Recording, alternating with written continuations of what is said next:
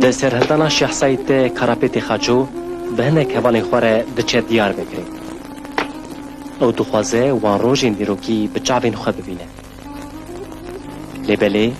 دم او دیگه هیجن پایتخت کردستانی اسکرین جون ترکان باجار و مرخاسین شیخ سعید افندی دور پیچ کرنه لدار قاپیه آمده کاریا خنقاندنا شروان و ربرین کردن آتنه کرن دیار بکر 4 حد داری تیدنه 4 دارینه زانی دوراوی سوره 10 متر بلنده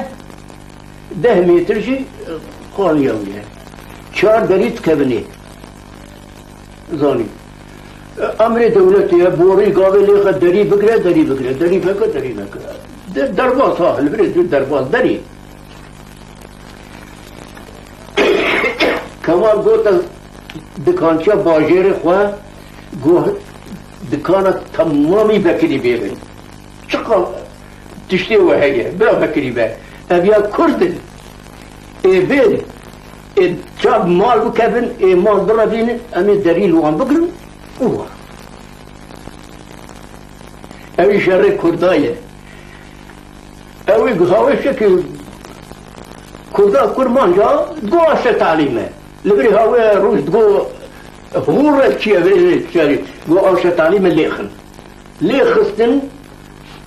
دری بکریه و کرمانج کده دیار بکر نابا باجر کده نابا باجر من جوال خور بیشم چاب تشتی دلار کتن و هر که شخور چقا کار و هل گرن و امردان حکومت داری لوان کرد سر سوریجی او بلیموت الحاطمات طلاتيك عسكرية هي سر سريوية سور أقول بيس باريثا أيوة